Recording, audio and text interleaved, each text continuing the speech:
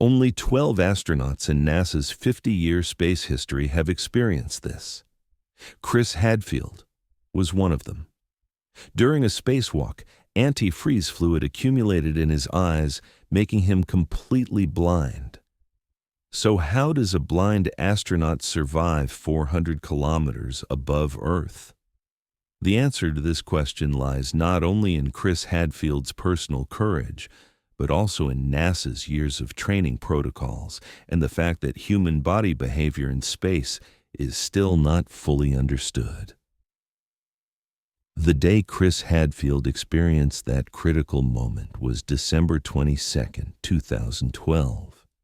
What began as a routine spacewalk outside the International Space Station, 400 kilometers above Earth, would become one of the most terrifying moments in astronaut history. Going blind in space is incomparable to going blind on Earth. When you go blind on Earth, you still have gravity. Sound waves propagate normally. You can call for help. In space, there's no sound. You hear only your own breathing. Around you is nothing but infinite darkness. And worst of all, you're moving at 27,000 kilometers per hour. Chris Hadfield's position at that moment made the situation even more critical. He was working on the outer surface of the ISS, on Earth's shadow side, in complete darkness. Sunlight wouldn't come for another 45 minutes, but even then, he wouldn't be able to see anything due to the fluid in his eyes. To understand this story, we first need to understand the complex system inside spacesuits. The EVA, extravehicular activity suits worn by astronauts, are actually mini spacecraft. Each costs approximately $500 million. Inside them are life support systems, thermal control systems, communication systems, and even a small food system. The thermal control system is particularly critical because temperatures in space can be 121 degrees Celsius on the sun side and negative 157 degrees Celsius on the shadow side. To cope with these extreme temperature differences, the suits have a liquid cooling system inside. This system consists of thin tubes circulating around the body containing ethylene glycol mixture flowing through them. In other words, antifreeze. Under normal conditions, this fluid stays within the closed circuit, but in some cases, especially during long spacewalks, this fluid can seep into the astronaut's eyes. This is exactly what happened to Chris Hadfield. According to Chris Hadfield himself, initially he felt only a slight irritation. There was a small stinging sensation in his left eye. At first, he thought it was just sweat.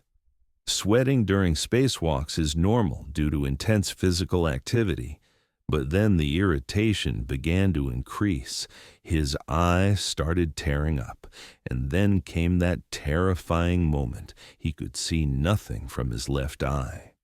At first, I didn't panic, says Hadfield. NASA's training teaches you that. Whatever happens, first assess the situation, then take action. But the situation was rapidly deteriorating. The antifreeze fluid had now reached his right eye too. He gradually began losing vision in both eyes. At 400 kilometers altitude, in the middle of space, he had become completely blind. When NASA's Mission Control in Houston understood the situation, the engineers and doctors there panicked too. They had protocols prepared for this situation, but they had all remained theoretical. A real astronaut becoming completely blind in space was a first experience for them as well. Chris Hadfield's calmness at that moment wasn't random. NASA's astronaut training program is designed exactly for these types of extreme situations. Astronaut candidates repeat every kind of emergency scenario hundreds of times. There's also special training for blindness situations. Astronauts learn to move inside and outside the ISS with their eyes closed. They're taught techniques for finding their way by touch, navigation by sound, and even finding direction by smell. But all these trainings are done on Earth. There's gravity, sound, help in emergencies. In space, conditions are completely different. At that moment, Chris Hadfield applied the most basic rule he learned in training. Communicate his situation. He opened his microphone and reported his condition to Houston. His voice is calm, but he can't hide the fear inside. Houston, we have a problem here. I have vision loss due to fluid accumulation in my eyes. I'm completely blind. When this call was received at NASA's Mission Control, everyone there didn't know what to do. Flight Director David Korth describes this situation. In my 30-year career, I had never experienced anything like this. In theory, we had protocols for these situations, but they had never been applied in practice. Chris's life was in danger. The first option was to bring him back to the ISS immediately. But this was also risky because a blind astronaut ending a spacewalk and entering the station was extremely dangerous. A wrong move could damage the ISS and endanger other astronauts. The second option was to wait for the fluid in his eyes to disappear on its own. But it was uncertain how long this would take. And during this time, Chris's life would be in danger. The third option was the riskiest, having Chris try to complete his mission while blind. NASA had to make a decision very quickly, because Chris's oxygen was limited and the time window was narrowing due to ISS's orbital movement. While Chris Hadfield waited for instructions from Houston, he began applying techniques he learned in training to keep himself alive. First, he controlled his breathing. In panic situations, oxygen consumption increases, rapidly depleting the limited oxygen reserve in the EVA suit. Chris focused on breathing slowly and controlledly. Second, he tried to stabilize his position. In space, due to conservation of momentum, even a small movement can start spinning you. When you're blind, this spinning sensation can be terrifying. Chris eliminated this risk by securing himself to the ISS's metal surface. Third, he focused on his sense of touch.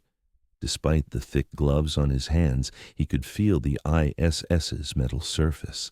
This tactile feedback gave him the ability to understand his position and orientation. Finally, he stayed in constant communication with Houston. Voice was his only connection guiding him. Engineers and doctors in Houston were working rapidly. While the medical team researched the damage antifreeze fluid causes to eyes, the engineering team tried to identify the malfunction in the EVA suit's cooling system. Dr. Smith Johnston, NASA's chief space physician, summarized the situation. Ethylene glycol mixture causes temporary vision loss upon eye contact. Risk of permanent damage is low, but if the fluid doesn't exit the eye, there's infection risk. We need to get Chris back to the ISS as soon as possible. The engineering team detected a small leak in the cooling system. This leak had emerged due to Chris's intense physical activity and pressure changes in the spacesuit. Houston finally made a decision. Chris needed to use the emergency drinking water in his EVA suit to wash his eyes. NASA's plan was simple but risky. Chris needed to use the emergency water reserve inside his helmet to wash his eyes.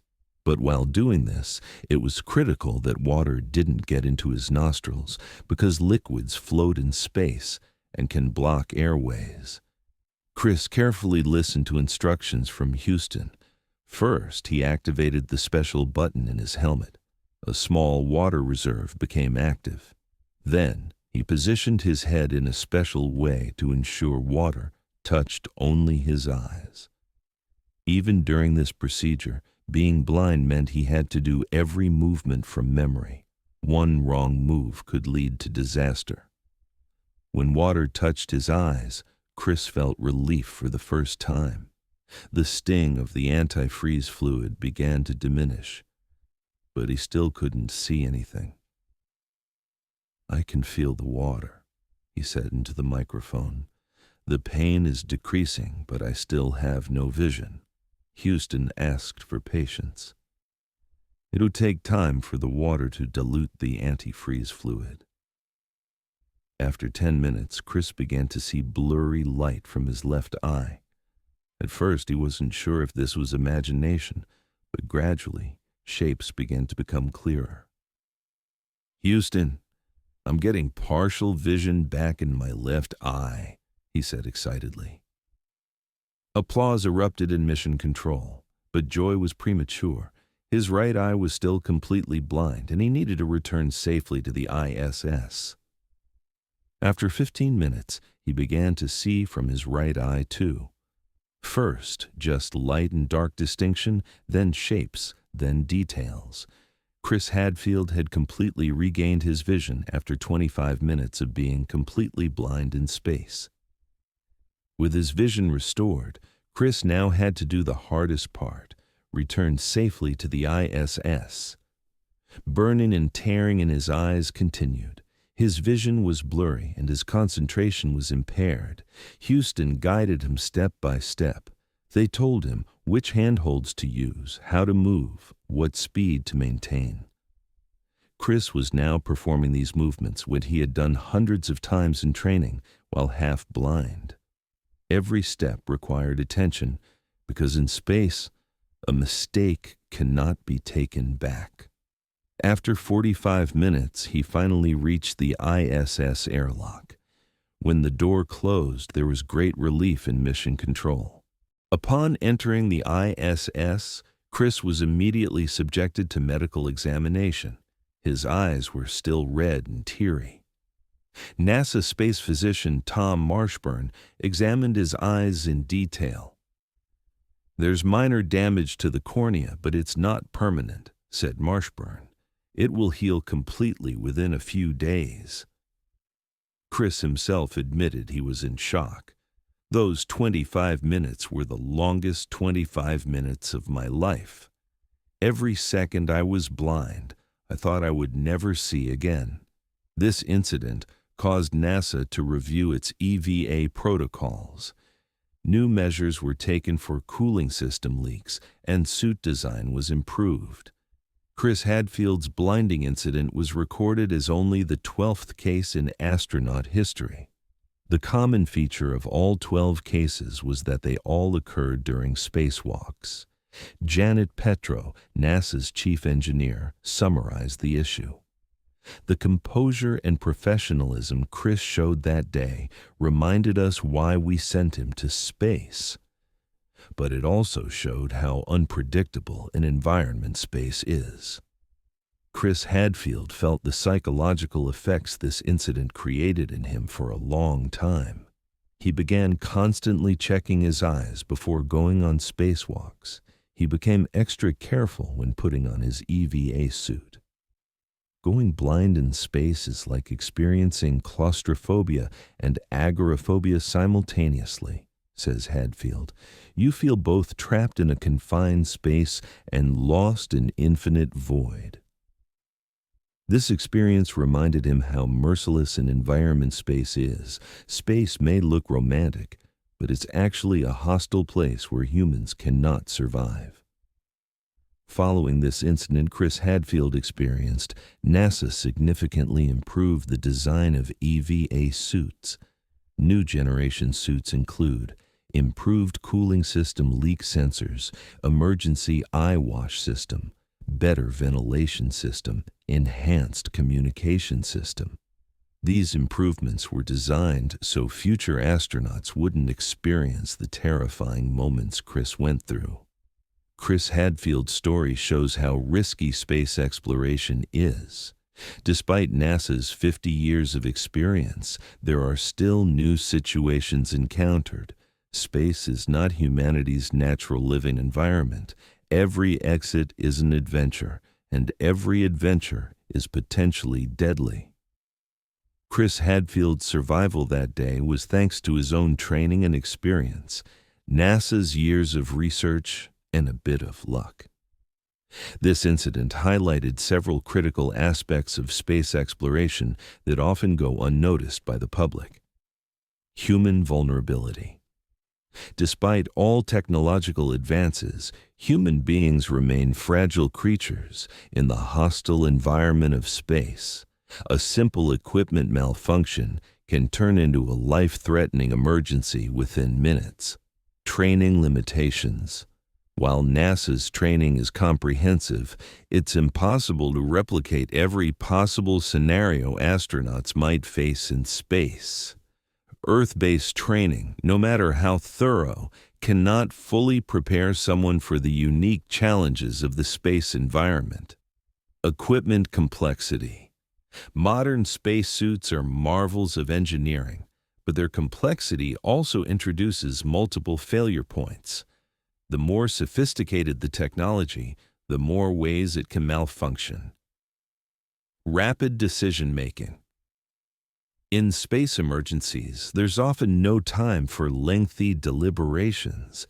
Decisions that could mean life or death must be made in minutes or even seconds based on incomplete information. The technical aspects of what happened to Chris Hadfield reveal fascinating details about how the human body interacts with space technology. Fluid dynamics in microgravity. On Earth, tears naturally drain away due to gravity. In space, fluids behave differently, potentially creating pools of liquid that don't drain naturally. Material compatibility. The fact that cooling system fluid could reach an astronaut's eyes highlighted previously unknown vulnerabilities in suit design. Materials that seemed safe in Earth-based testing showed unexpected behavior in the space environment. Physiological stress. The physical demands of spacewalks can cause equipment to fail in ways not anticipated during ground testing. Chris's intense physical activity contributed to the system failure that caused his blindness. Chris Hadfield's experience led to several important changes in how NASA approaches spacewalks. Enhanced monitoring. New sensors were developed to detect cooling system leaks before they reach dangerous levels. Improved procedures. Protocols were updated to include more frequent checks of suit systems during spacewalks. Better training. Astronauts now receive additional training specifically for vision impairment scenarios, including practice with partial or complete vision loss. Design improvements. Future spacesuit designs incorporate multiple redundant systems to prevent single points of failure from creating life-threatening situations. Beyond the technical aspects, Chris Hadfield's story is ultimately about human courage and determination. His ability to remain calm and follow procedures while facing one of the most terrifying situations imaginable demonstrates the extraordinary qualities required of astronauts. Fear is a normal response to danger, Hadfield later reflected. The key is not to eliminate fear, but to channel it constructively. My training helped me transform terror into focused action. This mindset represents the essence of what makes someone suitable for space exploration. It's not the absence of fear, but the ability to function effectively despite fear that separates astronauts from the rest of us. The incident also had broader implications for the future of human space exploration. Risk assessment. It reminded NASA and other space agencies that every mission carries inherent risks that cannot be completely eliminated, only managed and minimized.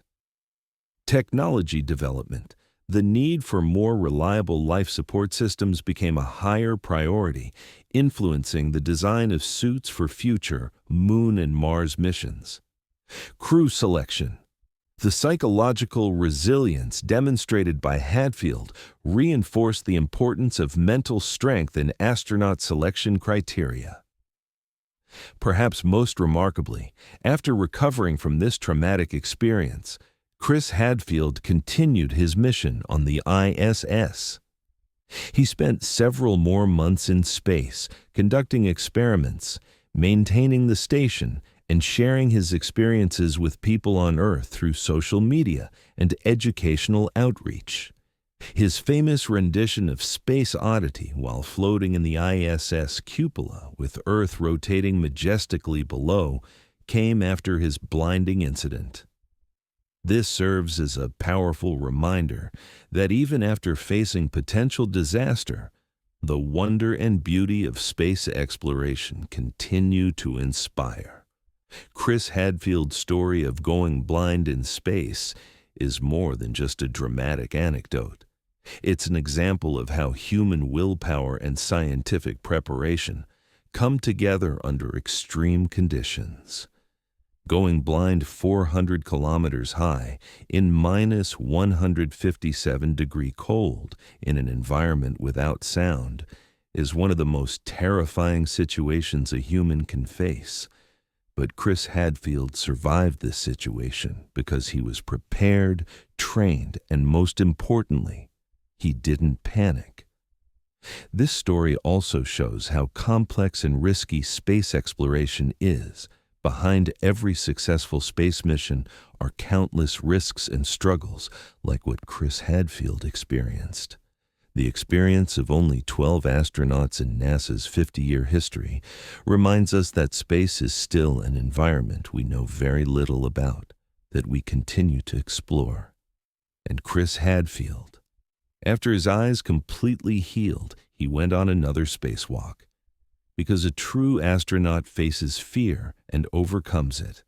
This story demonstrates the limits of human courage and the power of science. But most importantly, it reminds us how fascinating and simultaneously dangerous space can be. In the end, Chris Hadfield's 25 minutes of blindness in space serve as a powerful metaphor for human exploration itself. Sometimes we must navigate through darkness, relying on training, courage, and the voices of those who guide us from afar, until we can see clearly again and continue our journey into the unknown.